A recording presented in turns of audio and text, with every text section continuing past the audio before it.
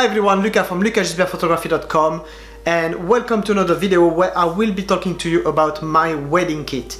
Coming up close with the wedding season here for us Europeans, because we are starting getting into the spring, or we are in spring, so this is really when our kind of main wedding season is started. So I thought it would be a good time to make that video where I show you all the equipment I use, from the bodies, the lenses, the lighting gear, and pretty much any extras I use. So it was a video that I made 2-3 years ago when I was with the Nikon kit, and I really wanted to do the same thing with the Fuji kit. So I am gonna try to speed up that video because otherwise it's gonna take forever to finish it, and I am gonna try to kind of focus on really the main things and don't do a full review on each element, but tell you when I use each piece of gear. So let's talk about the body first. Well, my main body for the wedding season, for the weddings, is the Fuji X-T2.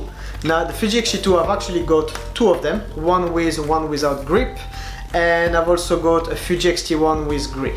Those are kind of my three cameras I use for the wedding. So the Fuji X-T2, I have one on one side, one on the other side, using the spider holster system, which is great because I've only got the clips now. Before I had the full belt.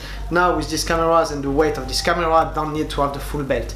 So the Fuji X-T2, the reason why I used this over the Fuji X-T1, why I upgraded, was because obviously we had a better resolution, a better ISO, but we're still quite low on ISO. If you want my full review on the X-T2, go and check it out. I've done it not so long ago, so you will be able to see it.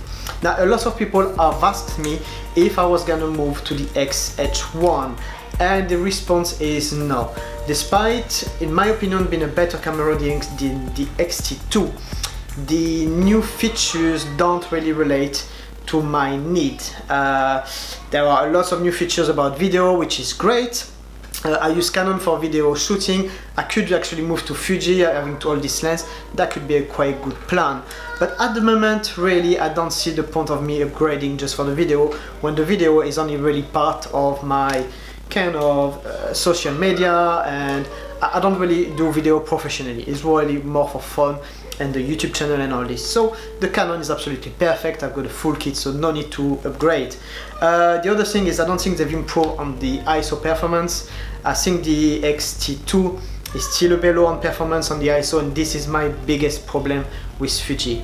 Despite this, I have some friends who are using Nikon and the D750, and I was quite surprised to see that the X-T2 really kind of improved better than those cameras, but not as good as my old Nikon, like the D3S, which was incredible. Even the D800 was really good, the performances on the prints and digital files.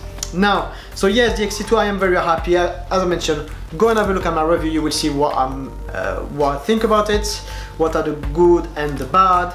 And yes, no plan to change this camera this year or even next year.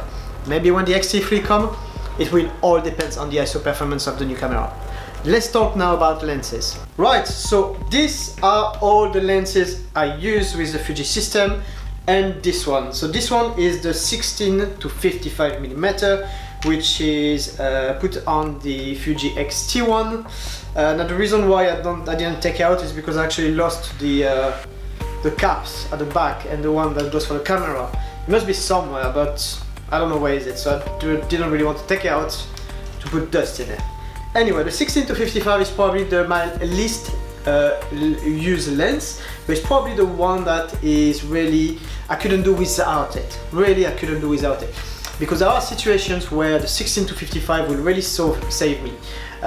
Getting out of the church, getting out of the registry office, or coming out of the ceremony. Lots of these situations where, even despite using a two-body camera, when I have two different lenses every time, it is too slow to go from one to the other, and it's just much quicker to zoom in and out. Yes, I am a big wide aperture user. I love my big aperture. So 2.8 for me is not that big, especially on the crop sensor, which is the equivalent of 3.2 when you are 2.8, but it's great. It's still a very, very good documentary lens. Obviously sometimes I kind of close the aperture a bit to get a bit more in the picture, not have that shallow depth of field. get a bit more sharp, a bit more nette in the whole image. So the 16-55 is really for me one of the best lenses for the weddings. But as I mentioned, my least used lens. Now let's talk about the main lenses which I use. So we have 4 lenses, and I probably guess you guess which one they are. The first one is the 16mm f1.4, which is weather resistant, I believe. Yes, weather resistant, and this is actually my latest addition to my kit. I got it towards the end of last year, so I've not actually used it much, but the time I've used it, I loved it. This is a great documentary shot where you really have to get inside the atmosphere. So for example, if it's during the cocktail, where you really get on the table, you shoot there, you shoot like if you were part of the guest, one of the guests. And I think the image that comes out of this lens is really this image where you feel like you're in the wedding, you feel like you're in this situation, at that table, dancing with everyone, and really kind of have this view and this feeling with this lens. That's why I love it. 1.4, great for low light, so for the evening shoots, for the dancing shoots, or for the for example during the preparation, you can really get in and use it in low light condition without any issue at 1.4. Now the second one is the 23mm. Now this is probably my must use lens, and that is because you can do so much with the 23mm. You can do wide, you can do portraits. With the 16mm, the portraits, I really try to avoid it. Or if I do portrait, it's a full length portrait. With the 23mm, you can get close and get pretty much a portrait of that side with a bit of atmosphere around it. It really is an amazing lens. Again, 1.4, I use it pretty much all the time at 1.4. Great lens, fast autofocus, like the 16mm, very lightweight, very well built, and just excellent lens, really good lens. So that's the equivalent of a 35mm on the full frame body. Now let's go up a notch, and this is the 56mm f1.2. Now this is the traditional version. I know they have the, I think it's the 1.2R, which gives you a bit better bokeh. I've not actually tested it. I had this 56 before they came out with the other one, and I just didn't see the point of upgrading it. So in my opinion, this is an amazing lens for portraits. Very slow, okay, very slow to focus, so you got to be careful. It's got to be adapted to the situation. In some situation I will decide to go for another lens despite having the 1.2, but it's a great lens. Now it's not weather resistant. I've actually dropped it, and this is why I've got this metal lens wood on it. For me, the lens wood is more about protection than sun flare. I kind of manage with just the position I'm using, and if I need it, I can use a black card or something. But the lens wood for me has always been more about protection, and the lens wood saved this lens.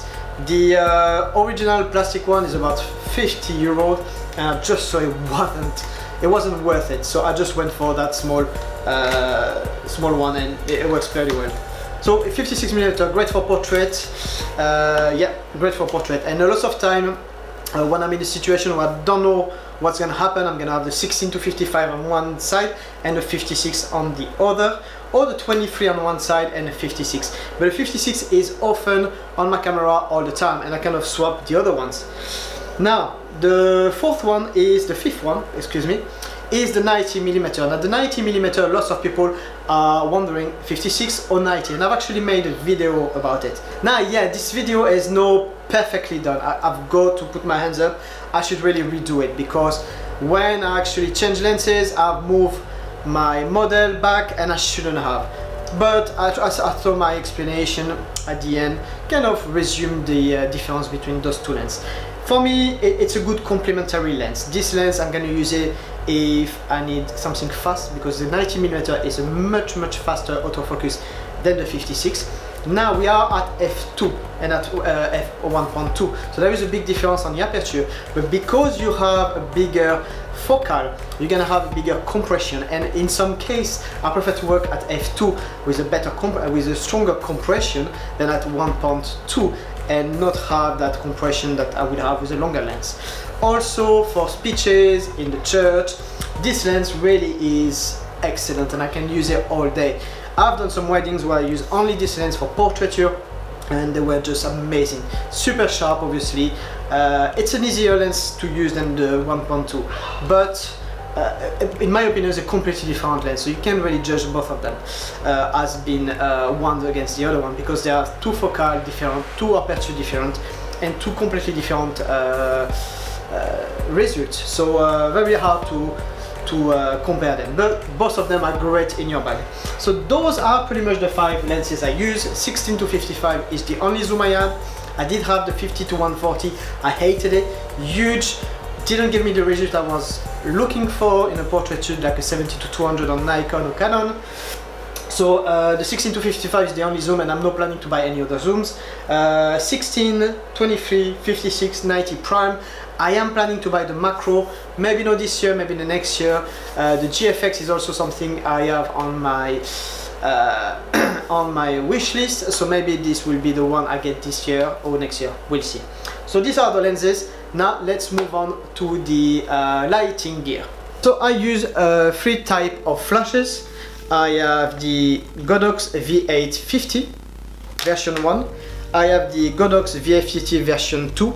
The difference for me, the reason I got it is just because you don't have to have that little adapter that you need to click in. I've dropped this so many times it stopped working and I had to buy another one. Now you have everything inside. Still with lithium batteries, which is for me a must when I buy a flash today.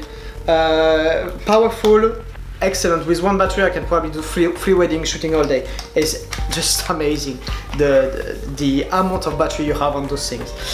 So the V852 version 2 is pretty much the main flash I use. Now if I have to use the flash on camera, I will use the Nissin i60 if I don't need too much power. I have a full review coming up on this flash. It's not perfect, but it does look good on your camera. It's not that heavy and it's pretty practical for what you use it. Personally, I am a manual shooter, so I only use manual shooting when I do with a flash.